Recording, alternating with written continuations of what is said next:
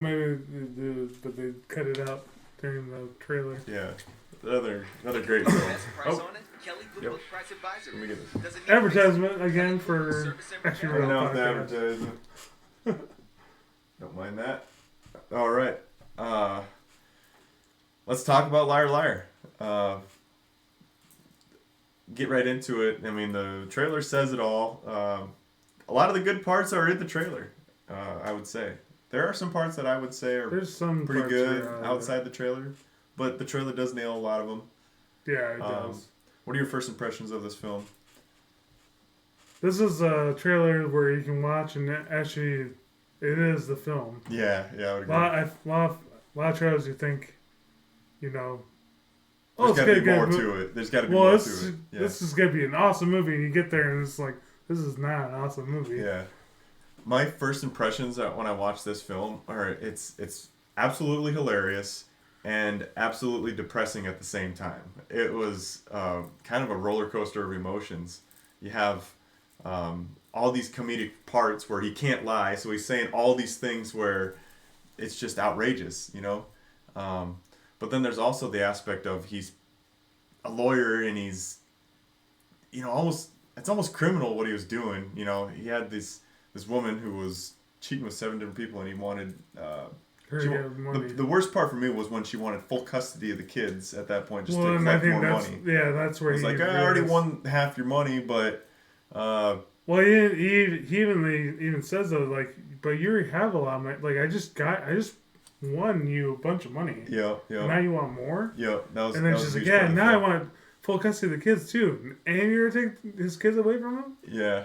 Even he felt like And they did a good job of portraying it like really sad, because then the dad goes up and he's like, I really screwed up. I'll be there for you kids. Like, oh shit, you know, he's just like trying to keep his kids in his life. You know? Oh well, I felt like But- that dad did. but- I thought you meant when Oh, forget- it's like Jim Carrey's character. actually Yeah. goes up to the judge and like, I screwed up.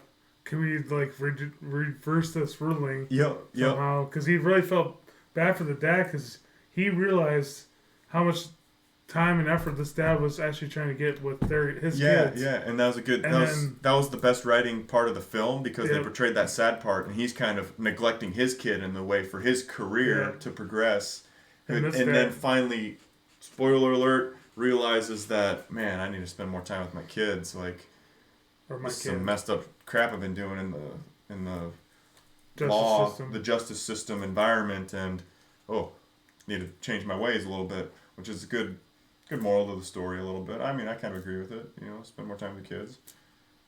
It's good.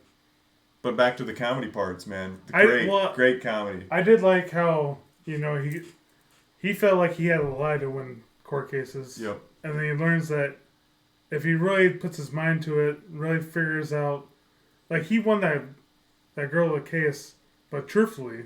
But he Yep. hated the way he did after the fact, because he saw how the dad was reacting to the kids, and then she was trying to get full custody, and even pulling away from, get away from daddy, you can't go by daddy. Yeah. And then that's when he was just That's like, the big realization. that I messed up. I messed up Yeah. with my kid alone. Yeah. but Well, now with this guy. court case and with my own child. family, yeah. My own family. Yeah. But yeah, let's go talk about Let's talk about the comedy Comedy. parts. Yeah, enough of the sad stuff. So, yeah.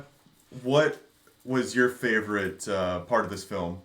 One of my favorite parts was when he first finds out he can't lie, and he takes a blue pen and he's like trying to say red, and he gets so frustrated. He's sitting there writing blue, blue, blue, blue, and he comes out of the office and just covered in words that say blue. He's like, I can't say red. And then his I forget, assistant or what is it called, secretary, and she's just like, what?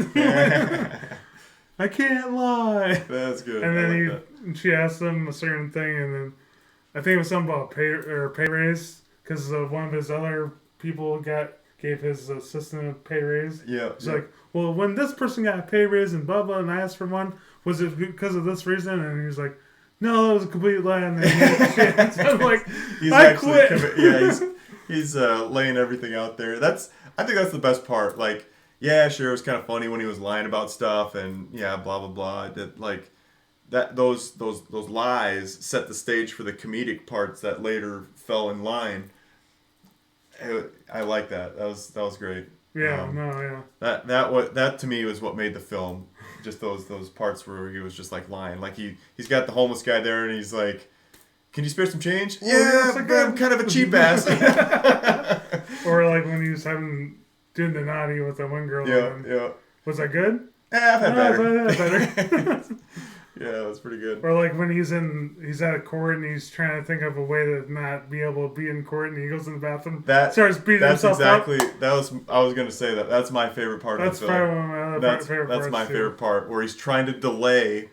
He's gonna beat himself up so he could give himself a little more time to solve this court case and maybe he can get his son to get him to lie again. And the guy walks in. And he walks in and he's like, "What the heck? What the heck happened?" And the best part was, "Well, can you continue?" And he's like, No, yes. No, the best part is when he's sitting there beating himself up. The guy walks "Yes, in. And he's like, What the heck are you doing? He's like, what do you think I'm doing? I'm kicking my ass. Do you mind? Yeah, do you mind?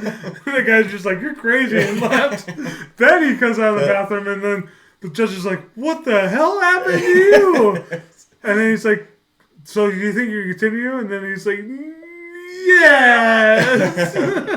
Yeah, great part. I love that part too. Let's get into some of the stats. I think this is a lower budget than some of his other films. Well, and yeah, remember, there's really no special effects. No real special effects. The writing is fairly simple, I would say. Like, I'm obviously not writing it, but like the storyline itself is pretty generic. It's a generic storyline. You still have to write all the little jokes, all the lies into having to tell the truth and come up with all those great ideas. I'm sure it's just like every other kind of movie. Like, yeah, they had a script, very linear.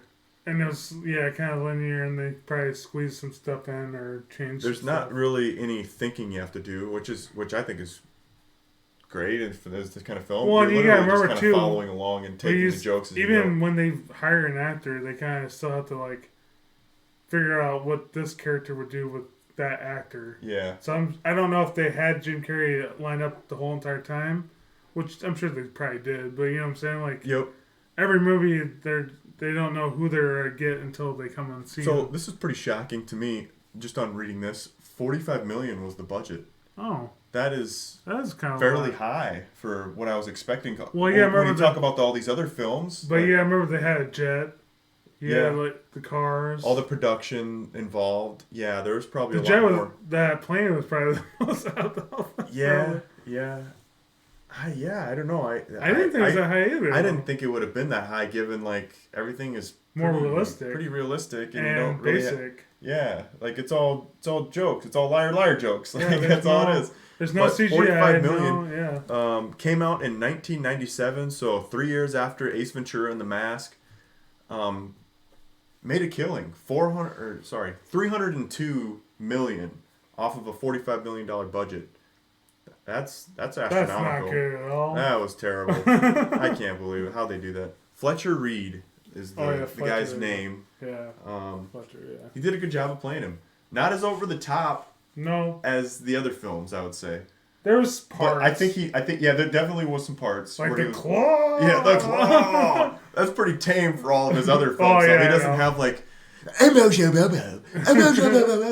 those over the top expressions. This one was there was maybe a few in there, but they were toned down. Definitely toned down. Yeah, they were toned down.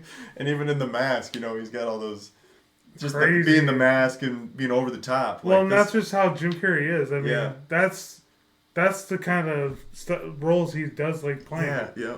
And you can see it even in, like when he plays in the first Sonic movie. Think about I was going to say that. Think about the Sonic film. He's playing Dr. Eggman. Personally, when I think of Sonic, I don't think of Jim Carrey playing Dr. Eggman. I didn't either. After watching it though, I think he did a pretty good job. I think he did better in the second one. The first one I haven't watched the second one yet. I feel like the first one, he still wasn't Dr. Eggman. Yeah, definitely. I mean, which makes sense to an extent because that's not how I think they were going. And growing up playing Dr. Eggman, I think of him some like bigger guy. He's supposed to be like chunky, but I mean, it wasn't that for me. It was just the way how this Dr. Eggman acted versus the second one. Sure, I sure. really suggest you watch I the need to second watch one. the second one. Because haven't yet. I honestly feel like that was more to the actual real TV series than it was the Sure. first one. I'm so used to it being that particular IP No, I being know. like a video game series Yes. still to me, so I still Yeah. fall back on that. Yeah, I Like, know. okay, Sonic's just a really fast character and he's good at jumping and Which what the movie does best at. yeah. But then they kind of go away from the cartoon Yep. to make its own movie. But I still like how they kind of brought. I liked how they had their own story. Don't get me wrong. The first one just wasn't really my cup of tea. Yeah. I mean, I liked it because but I think we're kind of getting on this. Yeah, we're getting off track here. Track, Back to Liar Liar. We got We can talk about. well, we can talk let's about give that it a movie. couple more minutes of talking about this, and then we'll just give our rating because then we'll be right back in line with timing wise anyway. We can talk about that later. We can talk about when we talk about that movie. Yeah, so we kind of went through all the talking points in this film. Another part of the film was they portrayed like Max, the kid, being together with them being a family at the beginning. This other guy, this Boston, Jerry comes in and gives. I remember his name. Yeah. Fletcher's. Jerry comes in and gives her a kiss, and you kind of realize, oh, okay, they're together. First Fletcher's off on his own. Fletcher sees this guy and just like, is he like a salesperson or like he doesn't know what this guy's doing? Yeah. Then he comes up and kisses his wife, and he's like, oh, what do you okay, think you're okay. doing? And the then, plot is that if This is my boyfriend. if he doesn't figure it out, they're gonna move to Boston and they're just gonna live their life in Boston, and he's gonna be kind of out of the picture at that point. Yep. But it adds to the story a little bit. And that's where you kind of see him like, well, maybe I do need to change a little bit. Yep, and he does Or make some efforts because he yeah. does take his kid, but then he like drops him off and does his Own thing. anyway. So it was, it did a good job of building up to that point of, where the movie eventually ends at. Yeah, I feel like the movie gradually worked his way to actually being a better father. Yeah, in the end. Yep.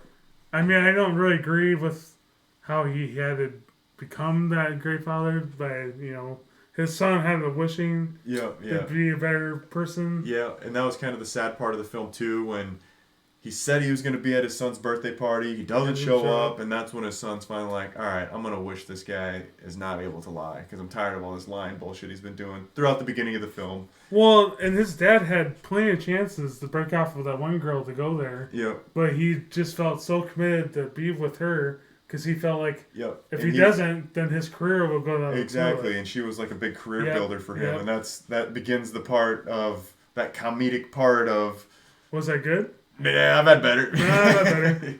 And that could probably totally screw him over right there. Yeah. Like just- now you're fired. All right, get out of here. If you do this for me, you could almost make partner. And then she gets him to go to bed with her. Yeah. And then after the dirty deed's done, just to go, Yeah. I've had better. Yeah. Like, I probably just That's demolished pretty- everything that's you pretty just gold. built up. Yeah. Oh, let's do the rating. I'll go first this time. You went first last time. I'm gonna say my enjoyability of this was still pretty high. Haven't really had much to like rack and stack in this one into a certain place. I'm gonna say it's less than the previous two. I like over the top Jim Carrey more than I do mediocre Jim Carrey, I would say. No, I have to agree with you. I'm gonna still rate it pretty high though. I'm gonna notch it down to a 4.3. That's where I'm at. Yeah, I have to agree with you on that. Like, I like Jim Carrey as an actor, don't get me wrong. He just has that cookie cut. Like, he has to be, I don't know, you see him in one action, Yep. and then that's the only action you really think I'm seeing. And so, like, this does still portray that action, but not as crazy as, like, Ace Ventura, The Mask, Yep. Ace Ventura 2. I'd agree. Those just- are way over the top. I find that more enjoyable to watch. And Like that's the stuff he A actually film likes. we haven't talked about either, but I'm gonna mention in there, along with the over the top Jim Carrey, is Dumb and Dumber. That was another over the top one. I mean, he still wasn't really over the top. yeah, true. Not as much. I as would the say like other films. The Mask was like little higher. Yep. Ace Ventura is a little bit higher. Maybe, Dumb and Dumber, and then Liar is definitely I feel like further Liar's down, I would say. I won't say it's similar to Dumb and Dumber, but yeah, Dumb and Dumber's just funny because he's dumb, but Yeah. but yeah, I would give it like a 4.5 out of 5 movie reels. I was thinking about the same kind of range. Yeah, I do put it down, like you said, lower than Ace Ventura and The Mask. Just because, like you said, like I always see him as that cookie cut. Like he's got to be in that type of role, that crazy off the top. Yeah. And he just doesn't. Don't get me wrong, he was good in this movie, but that's not the Jim Carrey I know. I agree. I love, I guess. That's a wrap on that film. I liked it. Overall, I liked it. Overall, if I had nothing else to watch, I would definitely watch that. Just to add to these two,